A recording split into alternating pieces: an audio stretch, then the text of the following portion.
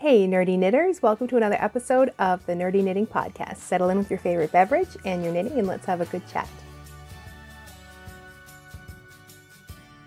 We have a lot to chat about today. It's been about a month since our last catch up on the podcast, and that one I recorded, it aired after Christmas, but I recorded it before Christmas. So all of my Christmas knitting and Christmas gifts that are knitting related, which is most of what I got for Christmas, we'll talk about in this episode. So we're not going to be answering any knitting questions because I just had a lot of other things to chat about instead. But we'll jump right in and get started. The first thing is an announcement for the Knitting Guild Association's their online knitting conference, the Next Level Knitting Conference. It's coming up in April. Registration is open right now, and this is one I'm very, very excited about. I'm teaching at this one. I'm teaching one class. I'm also going to be participating in one panel where they're talking to people that have finished the Master Hand Knitting program in the past year and their experience and what they're going to be doing next. So I'm really looking forward to that and excited about teaching. It'll be the first time I've taught online besides here on YouTube and doing my own little classes and stuff.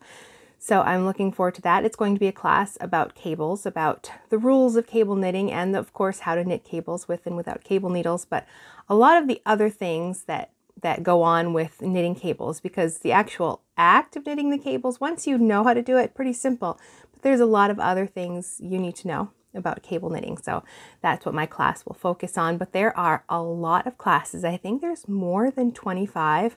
It's over the course of 3 days from Friday to Sunday, and there's I think 3 sessions on Friday and Saturday and then 2 on Sunday. Then there's other events as well. I know Friday evening there's like an evening with Brooklyn Tweed.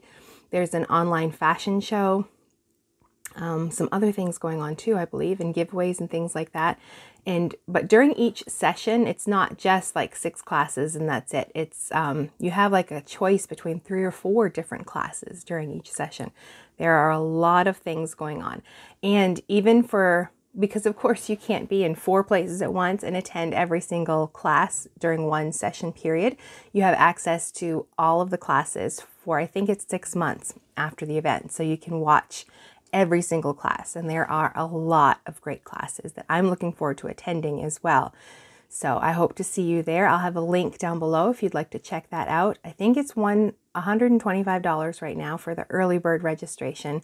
Now, in the last episode of the podcast, I talked about some future ideas for things to do when I finished the design course I'm working on right now. I've made a bit of progress. I have 2 designs left to do, but full designs. Like I have to write the whole pattern and grade them and everything like that. So it's a lot of work, and I'm trying to fit it in with a lot of other things I've got going on with design, and of course YouTube videos every week as well. So where was I going with this?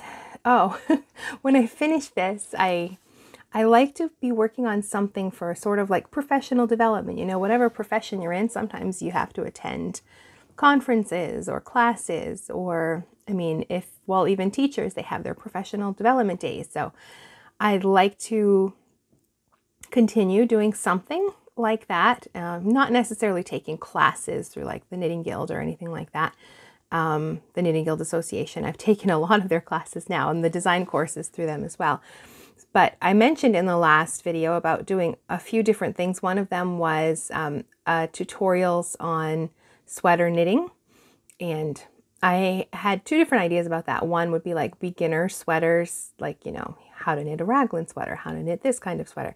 The other choice was to like how to customize a sweater, which is of course not really beginner. It would be for people who already know how to knit sweaters, and that seems to be what people are most interested in. So I'm still thinking about how that would work. I'm thinking it would be not on YouTube.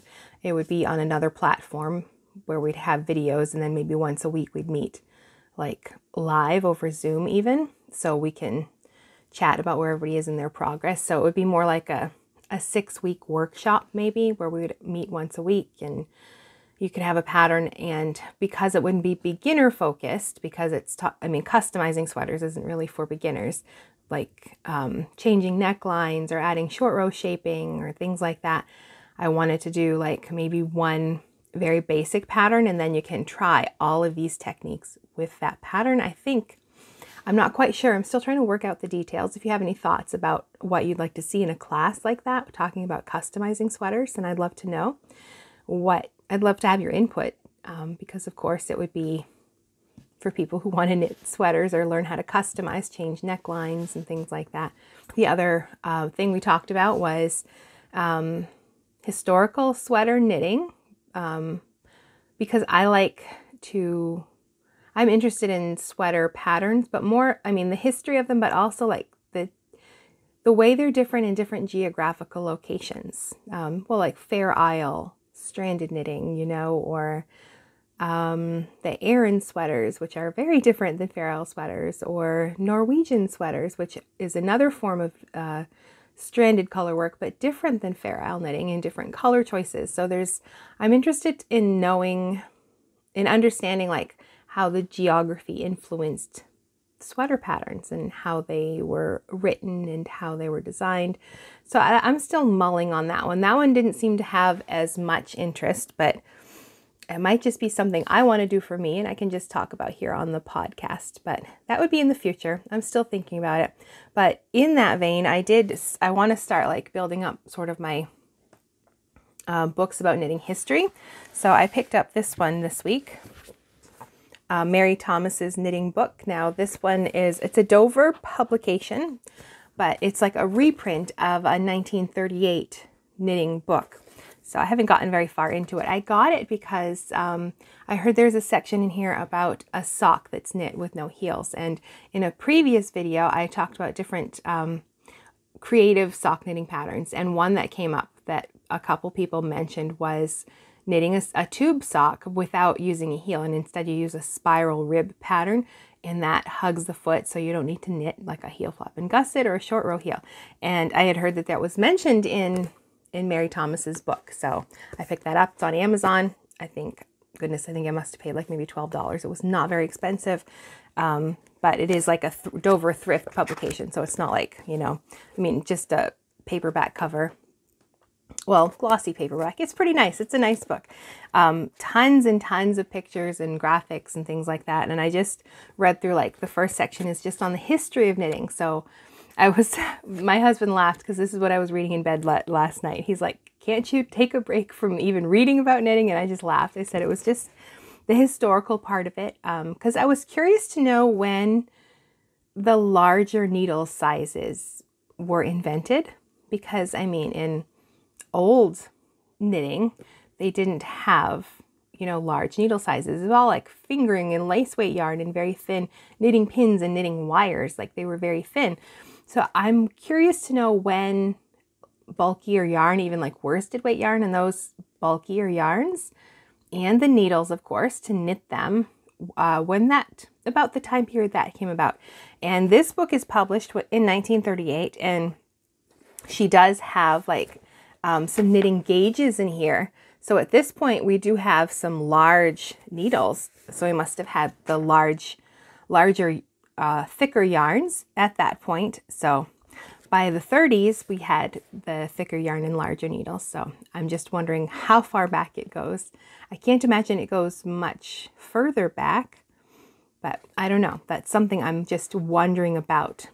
But anyway, this book is very interesting. I've only read the history portion, lots of great pictures and illustrations. And there's a lot in here, garment knitting and sock knitting, stitch patterns, and just but of course it's an older book. So some of the phrasing is not like what we'd use today. So you have to sort of pay attention. But I found the first part pretty easy to read. But I mean, it's not a very expensive book if you're interested in any sort of like just dipping your toe into historical knitting. This isn't that old, 1938. I mean, as far as books go, is not like, you know, you're reading Victorian knitting manuals. This is not too far in the past, so it's not going to be way outside the comfort zone. I figure for my own look into historical knitting, this would be a good place to start because it's not that old compared to some older knitting resources and manuals, which would require more time to decipher what's being said or deciphering instructions and abbreviations. This one isn't that bad. So if you're interested in dipping your toe into historical knitting, this might be a good place to start. Anyway, Mary Thomas's knitting book by Mary Thomas, of course, with lots of illustrations, lots of pictures of knitted garments and historical knitted garments, things like that. So I'll try to remember to put a link down below for this. This isn't our book of the week, of course, or the book for the podcast. We'll talk about a different book at the end of the podcast. This is just, I like to talk about what I'm reading, and this week it happens to be this book. So we have lots of knitting to talk about today, but before we do, I want to talk about this month's sponsor for the podcast, which is Alley Cat Yarns. I've been using her yarns for a few different designs and tutorials. This month's sock tutorial for 2 at a time magic loop socks uses her Leo BFL yarn, Blue Face Leicester yarn, in, I think the colors are called Fur and Crystal. I'm using them again. I'll show you those colors later because I'm also using them for next month's sock tutorial. And she kindly donated some yarn for a giveaway. This is 2 skeins of her Leo BFL. Now, Blue Face Leicester is a fabulous, fabulous yarn for knitting socks. If your socks tend to wear out on the heels and toes, because, you know, that merino is pretty soft yarn, even with the nylon added, merino is lovely and soft, but can wear out on your socks if you're hard on your socks like I am. And if that's the case, then a Blue Face Leicester, a BFL, is the way to go. And this is a blend of 80% superwash BFL, 20% nylon, 425 yards in each of these skeins. So somebody that's viewing today is going to get these 2 skeins in the mail. This is ochre, and this one's called Carbide, and it has, I don't think it's going to show up very well, but it's this lovely sort of cream colored yarn with speckles of like teals and blues and greens, and I think some of this ochre in there as well. They just look really lovely together. Now, this is only open to North America, so if you live in Canada or the US, then I'm going to put some of the pictures of different colors of her Leo BFL up now, and all you need to do is leave a comment telling me which color you like. That's it. You don't have to go anywhere or do anything or follow anybody. But of course, I'll have her information down below. So if you want to check out her website, her Instagram, so you can follow her because she's always posting on Instagram when she has new colors and things coming out. But you're going to win 2 skeins and some cute little stitch markers from her and an adorable little pin. This one says, "Life is better with cats," and it's just a tiny little black cat. And she has the cutest little pins. I met Melissa. She's the owner of Alley Cat Yarns at a fiber festival here, and I just couldn't resist. I had to buy my daughter a little cat in a box. You know, it says, if I fits, I sits, and she has that on her jacket now. But so many, I mean, lovely, lovely, lovely yarns. So just leave a comment with your favorite color. And what I'm going to do is I'm going to randomly pick one of those comments probably next week sometime, give everybody time to watch this episode and leave their comments, and I will reply to somebody. I'm not quite sure how to do this. This is the first time I've done a giveaway, and I'm going to keep an eye because I know you can get a lot of weird bots and spam who say you won a giveaway and you didn't, and I'm a little nervous about that, but I am going to contact whoever I choose, and then I'll announce in the next podcast who the winner is to everybody. But the actual winner, I will be in touch with you, and then I'm going to announce it on the community tab after we've talked back and forth, just so we know that we have a winner. But anyway, so you can check out these colors. Tell me your favorite if you live in North America, and maybe you'll win this yarn from Alley Cat Yarns. I have 2 things off my needles since our last episode in December. First is my husband's hat. I talked about this in that last episode. This uses the Knit Picks Upcycle Alpaca blend in worsted weight yarn. I think the colorway is called Biscotti. I just used my, I have a tutorial here, knitting a hat without a swatch, and I didn't swatch for this. I just cast on what I figured was enough for his head, and I knit and knit and knit in one by one rib until I was pretty much out of yarn, and then I bound it off. So he really likes this hat because it's loose, but it's long enough to do a double brim over his very large head. He has big bushy curly hair, so he needs a hat that will fit all of his hair when he doesn't get well, it's time for him to get a haircut, but when it's not cut, then it feels like half his hat is needed just for his hair. But anyway, that is finished. I was actually in his Christmas stocking, but I just pulled it out of the bin of knits to show you today. I have another skein of this. The Knit Pick sent this to me. because I like to promote their yarn because I like to use it. Now this is the sport weight yarn. I really like this one too. It is a blend of alpaca and wool and acrylic, same as this one. This is their worsted weight version. But this one is their Upcycle blend. It uses yarns that are sort of like on the mill floor, all the leftover bits and fluffs and things. They collect all of that and they created this blend to use up all of that leftover. That's why it's called Upcycle, because they're upcycling all those leftover things.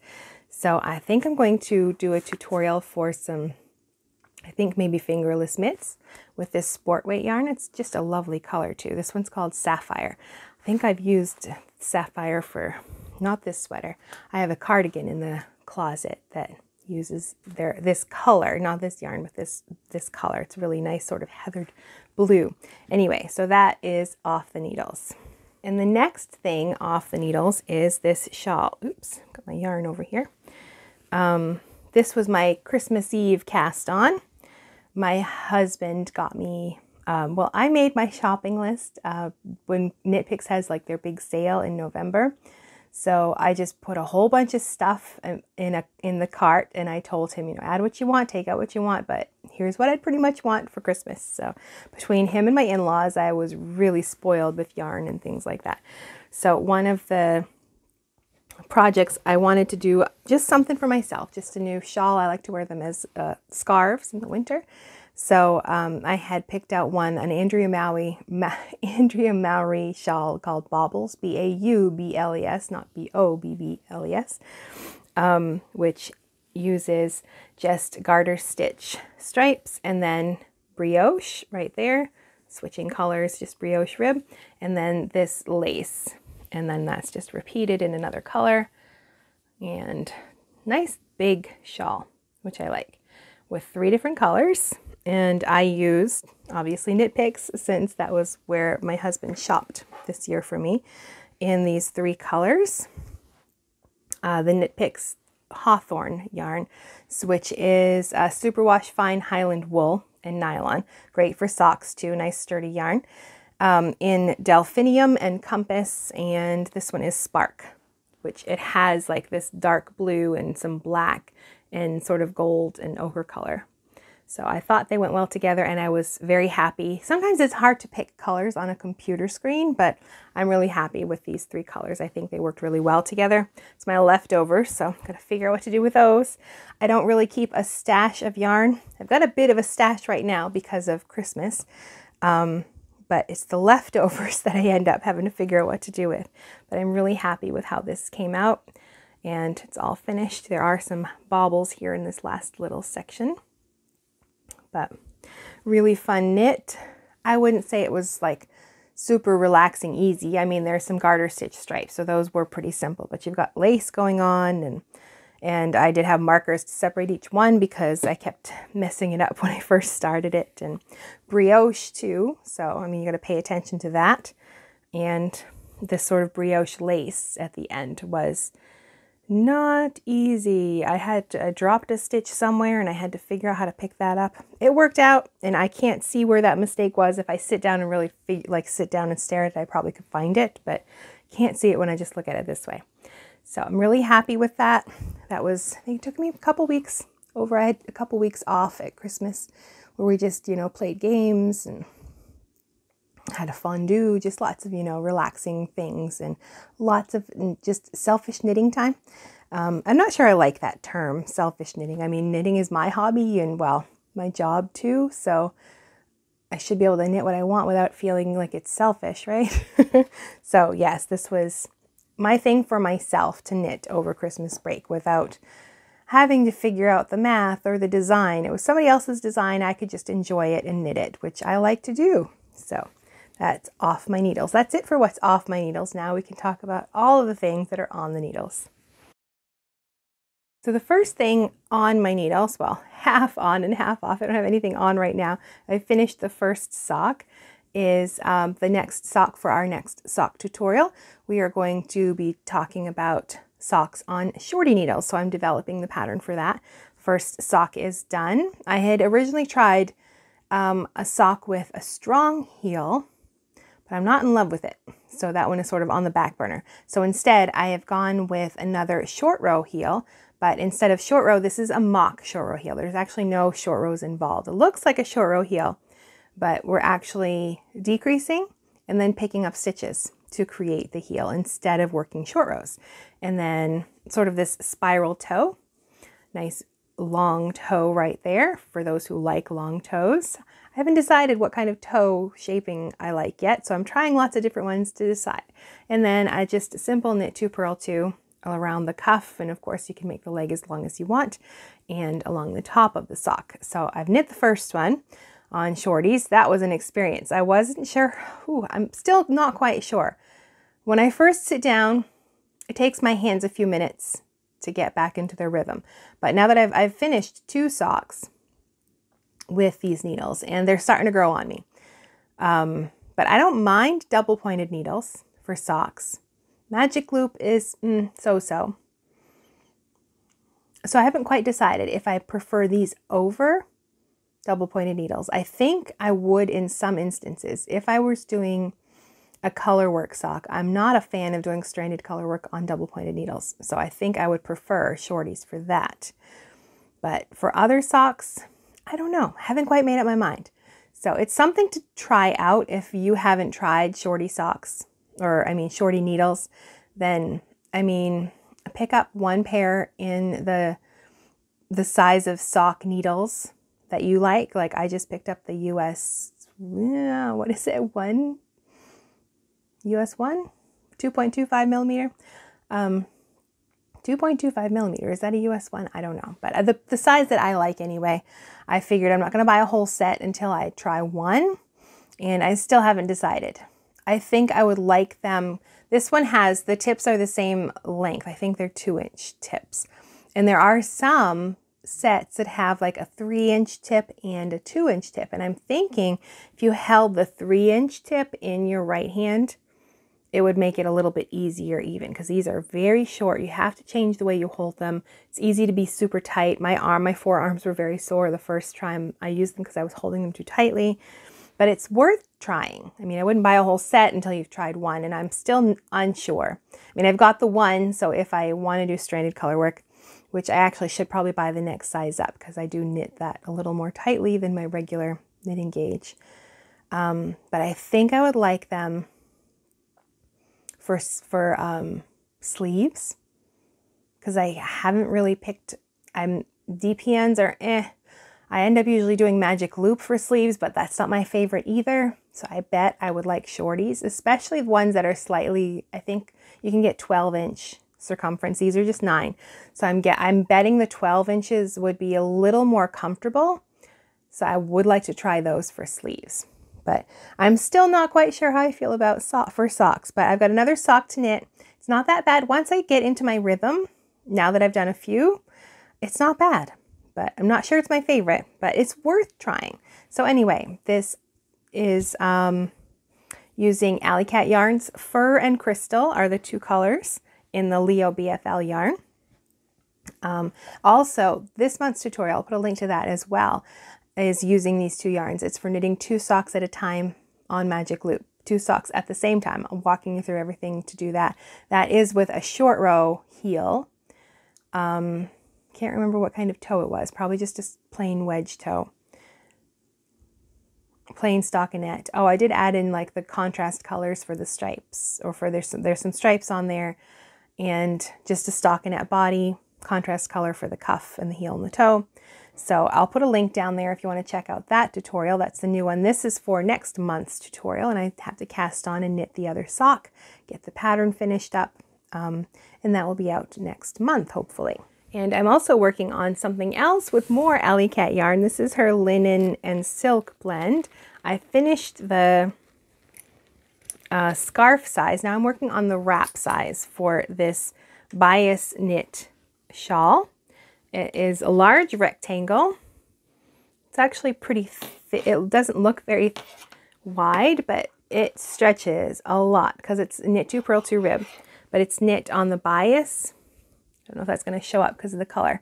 Sort of, yeah, it's going off to the side. So this is coming along very nicely. I've knit a lot of it. think I'm on my 3rd skein now. I've got one more skein to go and this will be done. This is like definitely like Netflix knitting. It's just knit 2, purl 2, rib, so very, very simple. There's I-cord edge, so there's that to pay attention to. And the shaping, because it's knit on the bias, so we've got some increases and decreases going on.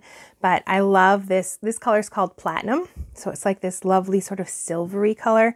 And because it has silk in it, it has sort of that little shine, so it feels almost metallic. It's a very lovely yarn to work with and perfect for something like summer weight when you want like a summer weight sort of shawl or scarf. I have a scarf version as well, so that will be coming out in April.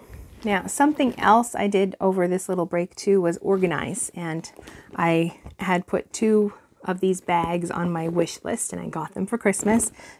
I wanted something to organize leftovers. I don't have a big stash. Pretty much what you see is pretty much all I mean, for full skeins of yarn, I've got them right here. Yeah, it's all leftovers back here. Oh, 1 full skein of yarn up there. But my leftovers, I don't buy yarn usually unless I have a specific project in mind. Not in my budget just to buy yarn as a hobby. If it is for you, that's great. I'm glad you can afford that. But I pick my project first and then I find the yarn that I want for it.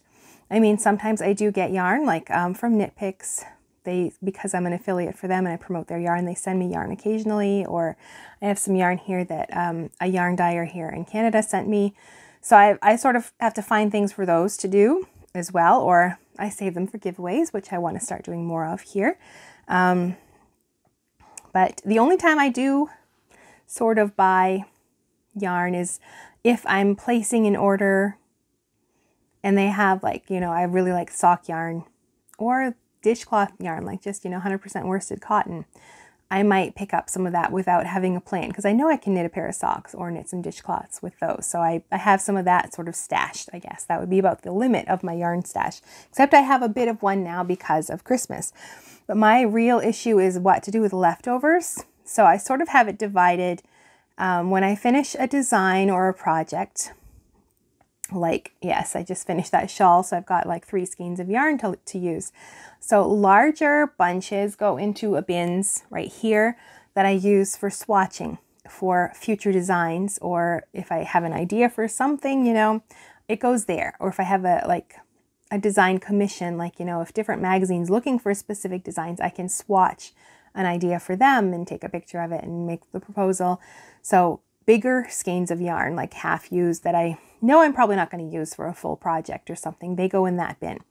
If it's a larger amount, like I've got a couple skeins of bare wool of the Andes up there, I might use that for like a hat, or because that's bare yarn, I might have some fun trying to dye it myself. I just set them aside and try to find a project, a small project, and I might knit up a hat or mittens or something like that. And then I have a bin where if we don't keep them here in the house, or if I don't have somebody in mind for them, I sort of put them in the bin. And then when I visit family, I will take that along and give them away, basically, or save them for gifts or something like that. And then if the yarn is not enough for like a swatch and it's just leftover bits or whatever, I organize things and I have them in two bags now, because I figure I can do scrap blankets or small scrap projects. So in this one is just sock yarn. So fingering weight, I would mix, I mean, if I have some BFL, merino, I think it's all, I mean, they're all pretty much superwash yarns, and I'm going to treat them all the same way anyway, even if they're not superwash. So if it's fingering weight, sort of sock type yarn, it's going to go in this one, and that's going to be for a mitered square blanket. Then this one is all of the worsted weight, but I would put DK and sport weight in here as well. And if it feels sort of thin, I can hold it double so it's more like a worsted weight. It's for blankets, so I don't think that's such a big thing. I'm not checking my gauge for every single thing. So I had started a safe at home blanket. Let me pull that out to show you. So that I've got like one row of that pretty much done. I've just got to finish up over here. That That's as far as it's gotten. This one takes little tiny scraps. I mean, you can see I put stripes in the roof, and I mean, the little doors and windows don't take very much yarn. So just tiny scraps for this one. And I've got like a log cabin square. I did one log cabin square. So that's in here. And I have an article coming out in an online magazine about attaching buttons on knitted garments, and she also wanted me to do crochet garments, so I had to pull out the crochet needle or crochet hooks. I haven't crocheted in a long time, and I've never even finished really a project. I've done some squares and things like when I was a teenager and when I was like newly married. I don't think I've done anything since my daughter was born, and she's 19, so it tells you my crochet experience is not that great. So I got a book from the library, or a couple books, and watched some videos, pulled out my crochet hooks, and I learned to knit some granny squares. So that has been another project, because these don't take very much yarn either. So I've got sort of 3 blankets on the go in here, but using all of my scraps. I even grabbed like swatches from previous designs or projects or things just didn't work out. Threw them in here because I will unwind them and then just use them. I'm not going to wash them first to get the kinks out or anything. I will just pull them apart, and then whatever project I feel like working on. Now this is more like during the week, I'm working on designs. Usually like from, I don't know, I do computer work in the morning, but my afternoons and my evenings, it's usually working on a design that's coming out or tutorials. Like I've got these socks for the YouTube videos. That's sort of the things I do during the week. And I made a rule with myself that I have to take my weekends off. I was starting to feel burnt out, and I was getting to where I still enjoy knitting, but it was becoming more of a chore because it wasn't for me. It was, for work. So I made, my husband was the sort of the one to say, just, change how you do things. And it was because I was doing all of my knitting was sort of like the design stuff or the YouTube videos.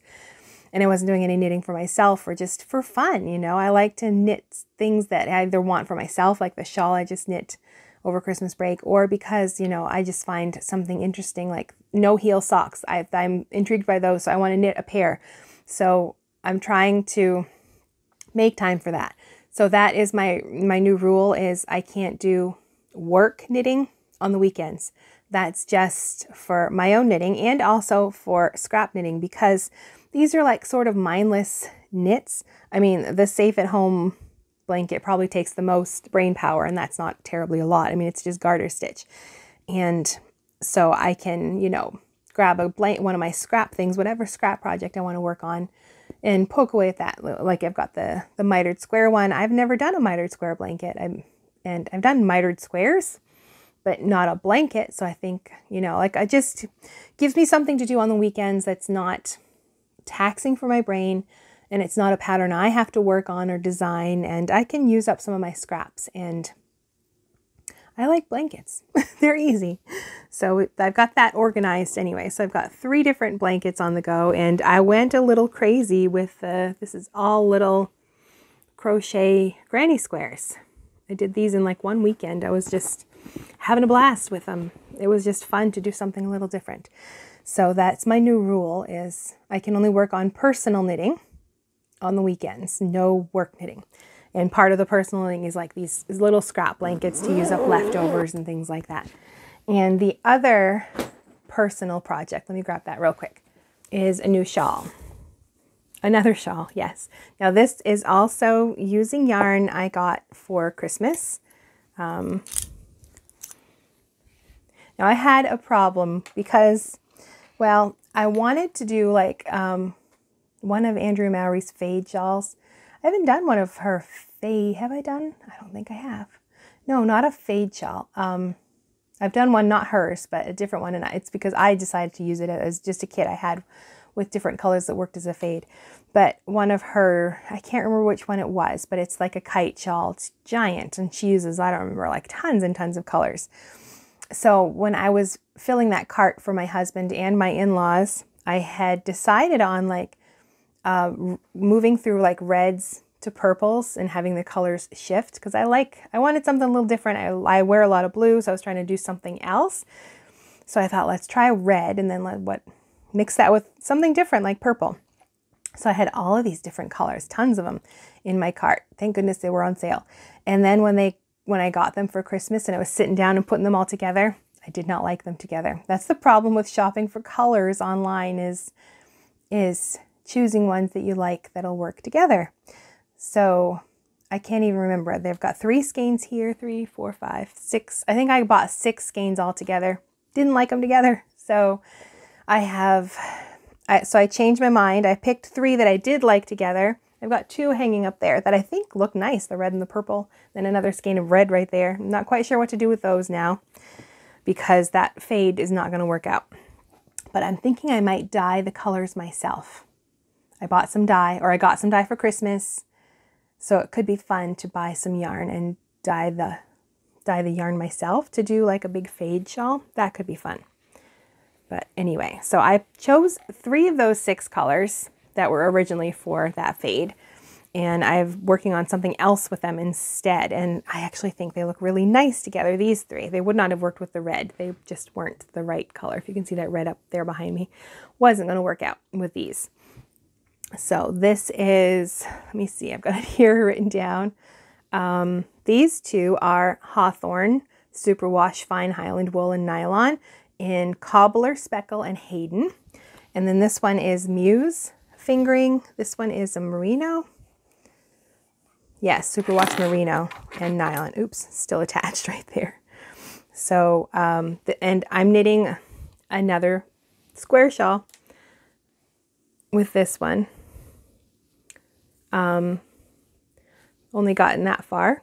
So lots of garter stitch. So I think that's one of the things when I'm knitting for myself on the weekend, I either move through like I want to knit something that like I'm interested in the construction of it, or it's just, I just want something I don't really have to think about and I can knit while I watch TV or relax, like moves between those 2 things. So this is another one of those. I don't really have to think too much. It's just garter stripes. Now I have to think because I got a bit of lace going on right here. That's the next part of this. This is an Amba O'Brien pattern, Lily Pilly. I'll have a link for it down below. And it's a rectangle knit on the bias. So we've got like the shaping going on here. So you can see it sort of is decreasing along this edge. And I think the colors are working out really well. This is that purple, the Muse Poetic, I think was this name. Yes, for the lace, and then I've combined these 2 for the garter stitch stripes. So I'm liking this one, very simple, not too much brain power. There is a bit of brain power now that I'm on the lace section, but that's all it is. It's just garter stitch and then a big section of lace, and then it'll be back to garter stitch stripes, and then a little more lace. So it moves between those 2 things. So like when I get back to knitting for myself on the weekends, I can decide, do I want to work on some lace or do I want something really simple? Then I can work on a scrap blanket or something like that. So that's it for personal knitting. And I think that's everything that I have that's currently on my needles. But I have a lot of upcoming stuff because of all those Christmas things. So upcoming stuff. The first upcoming thing was also a Christmas gift. I was really interested to learn more about the Coco Knits sweater construction. She has a book about that. What's her name? Julie Weisenberger. About knitting sweaters and cardigans from the top down. And she has like a specific construction that she uses. It's more like a tailored line. It's not really a seam that sits on your shoulder. It sort of sits on the back like a tailored garment does. I was really interested to know how that was done. So I put this on my Christmas list and some yarn to knit one of the designs from this book. For myself, I just wanted to knit another cardigan and also learn about her sweater construction. So I'm using Wool of the Andes in their bulky weight. This one is called Spruce. So I've got enough of this to knit myself. I have knit a bulky sweater before. It's actually too small for me. Well, it fits, but it's a bit tight, so I don't like to wear it. But I don't really usually knit garments with bulky yarn. I usually somewhere between like Sport DK worsted. I don't think I've even knit a sweater. Wait, yes, this is fingering weight yarn. So not much for bulky weight, but I figured it would knit up quickly so I could learn the construction and it would give me like a cardigan, you know, for around the house, something comfy. So this is the one I'm going to knit is the Emma version C. See if I can find a picture. She's got a whole book on her designs here. There it is. I don't know if that will show up. The light's a bit bright for, but this one right here. Anyway, I'll have a link for it anyway, so you can check that out. But that was a Christmas gift. I'm not sure when I'm going to get to this one yet. Not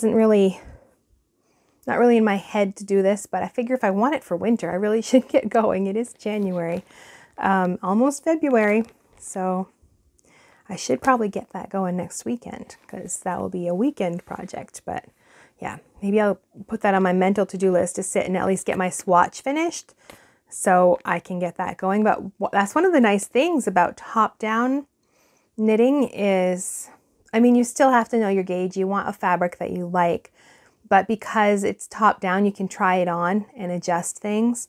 So, but I was more interested just to see about how she does this, because it's set in sleeves. That's the thing. Like, you can knit top-down yokes, top-down raglans, but set in sleeves are their own thing. And knitting them top-down, there's different ways to do it. And I wanted to know about hers. So that is going to be something upcoming in the future.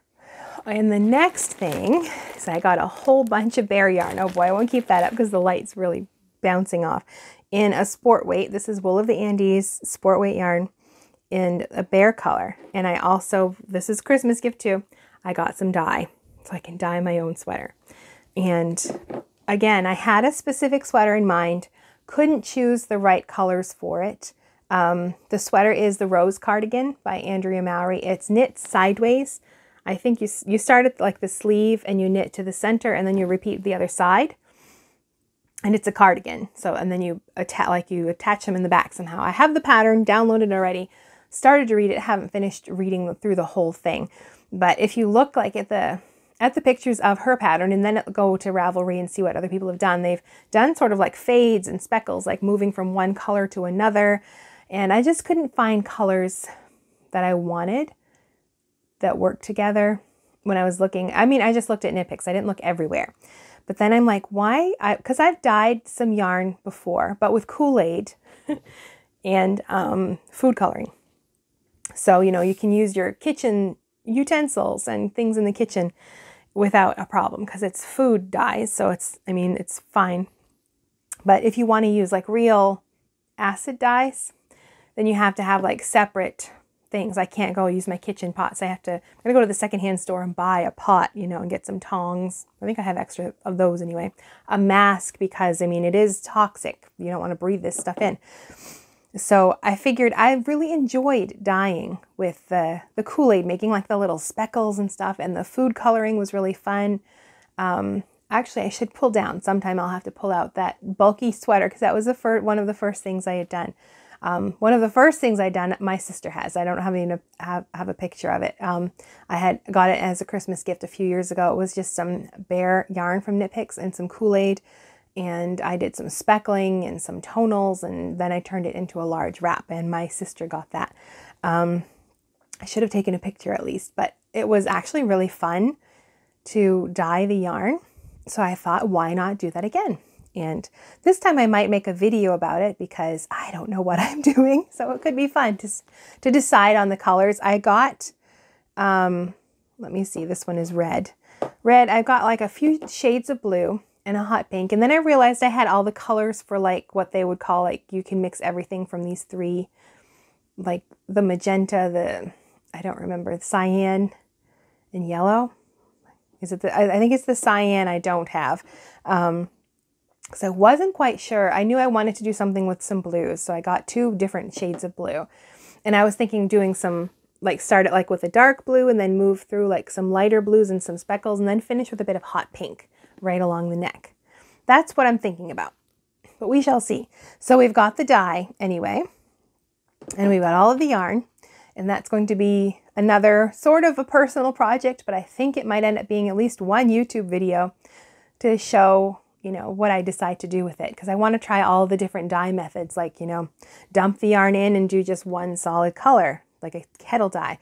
And then maybe just do some speckles on some other yarn and try these different methods in the one sweater. So we will see where that goes, but that's something that will be coming up I'm not sure when. Might be a summer project. We'll see.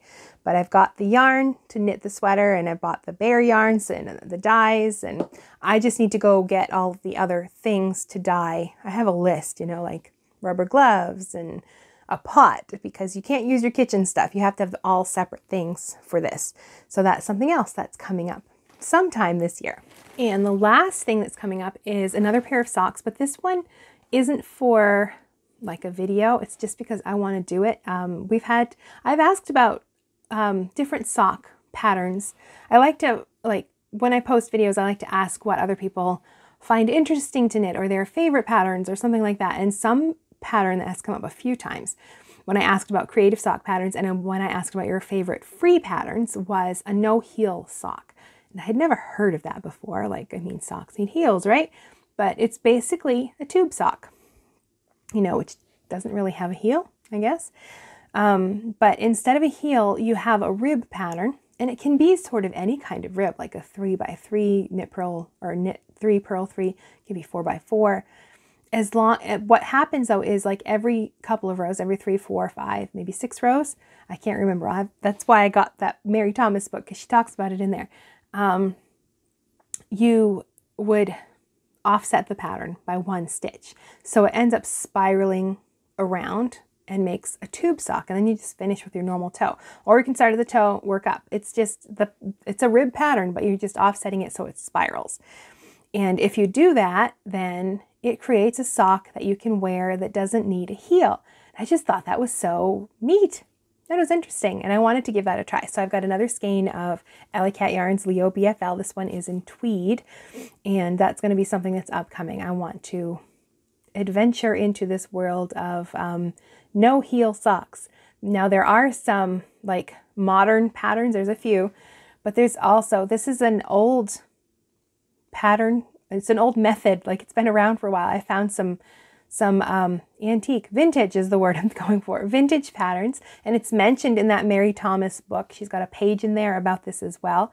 So it's a vintage idea. So I want to look into some of those vintage patterns too and knit a pair. And this will probably become a video as well. Not like a full tutorial on how to do it, but just more of a video of my experience looking at these vintage patterns and the modern patterns, and knitting a pair to see how they fit and the process. And next I have to decide about how I want to knit them. My first thought was to do them 2 at a time on Magic Loop. But now I'm not so sure, because I was planning on just like doing I usually knit a sock with 72 stitches. I have a wide foot, and I also like to get like closer to 9 stitches to the inch, because a denser fabric works better for my socks. Tend to wear out if they're like knit too loosely. So I try to go for a denser fabric, and I have a wide foot, high instep. So 72 stitches usually works well. So I'm thinking 72 stitches is probably what I want to aim for this as well. But with no heel, I'm not really sure. So I'm concerned if I try to knit them both at once, might not fit. So it's better to knit one and try it on before I tackle the second one. But we'll see. I'm not quite sure. Maybe I'll do them on those 9-inch circulars again, or just double pointed needles. That might be the easiest. We shall see, but that's something else that is coming up. And we also have 2 more sock tutorials before we finish our top-down sock series. We're going to do socks on flexible double pointed needles. I think we're going to do another heel flap and gusset, because that's quite different on the flexible DPNs. And then also socks on 2 circulars. I thought about doing them 2 at a time, but I'm not sure I'm prepared for that, since 2 circulars isn't a method that I've used very much. But that will probably be another short row heel, and that will give us 3 tutorials with heel flap and gussets, 3 tutorials with sort of short row or mock short row style heels. And then we're going to take a long break, and then maybe at some point in the future we'll tackle toe up socks and all of those different construction methods. But if you've been following along with the different sock videos and there's something that you think we should address or talk about, then be sure to leave a comment about that, because we still have, some knit and chats where we're going to talk about sock knitting mistakes and more sock patterns, things like that. So we've got a few more months of sock talk before we move on to other things in the summer. And I had another thing arrive in the mail recently. This is Novemberkin Yarns. This is a yarn dyer. She's in Calgary, Alberta, here in Canada. And she asked me which yarn I would like. So I went on her website and had a good peek, and she sent me, and I chose this Classic DK. It's a superwash merino, and this color is called Ice Skates. Now I had an idea before she contacted me, I had an idea for a shawl using lace, but I wanted to knit it, wanted to be sort of a crescent shape, but like a rectangle crescent where you cast on all the stitches, and I want like this pretty lace pattern. And then after that border is done, you work in maybe just garter stitch, but then you add some short rows, and that like brings the sides up and it becomes more of a crescent. But I didn't want to do it in fingering weight yarn. And when she contacted me, I'm like, oh, well, what about something like a DK weight?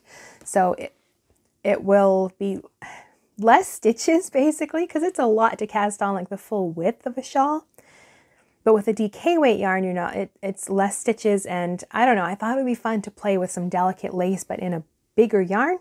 I mean, DK is not super big, but for lace, you think of lace weight yarns and fingering weight yarns, you don't think of DK weight. But I thought that could be an interesting thing. So that's sort of like on the back burner of my mind. I'm going to look at some stitch patterns and try to get an idea of what I'd like to do with that. But the timing just worked out really well. So she sent me this lovely yarn, and I just love this color. I have a link to her shop down below so you can check it out. She very kindly just wanted to send this to me. So I really appreciated that, and I'm looking forward to knitting with this. I don't have any plans to right yet. I've got some designs I can't show because that's just the way things work out sometimes, but that's what I'm working on. But this I definitely have a plan for, and oh, it does look really pretty. The color is very true to what you're seeing. It's just a very pretty blue. I like blue, what can I say? So I'm looking forward to trying out this idea for sort of a DK weight shawlette. Maybe, I'm not sure what the right term would be. Knit just a little different with some short rows, some pretty lace, but with a DK weight yarn instead of like a fingering or lace weight. So just very pretty yarn. You can find her links down below. Go check her out on Instagram as well. And I love that this is inspired by the unconditional love that exists between a mother, her daughter, and her grandchild. So just a lovely company and lovely yarn. So you want to check them out. And of course, we have to talk about a book. And this is a new book that I just received. The Lopapeysa sweater by Toni Carr and Cassidy. Now, there are 12 patterns in here for Icelandic sweaters, but also for a headband and a cardigan. Lots of, oh, this one, I really did like this one right here. You see that? Just that lovely yoke. But it's also like a travel journal. It's a really cool book, and a lot of like sort of like, where did the Lopapeysa sweater come from? Now, if you're not familiar, that type of sweater, it's an Icelandic circular yoke, just like you see here on the cover.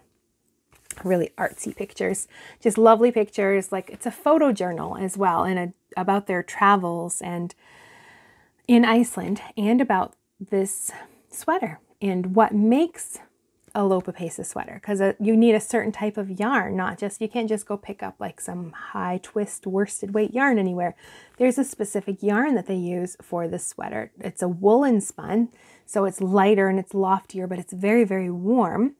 And then how it's knit, usually from the bottom up. It's not a top-down sweater. I mean, you can make them that way, but like the classic Lopapeysa is knit from the bottom up.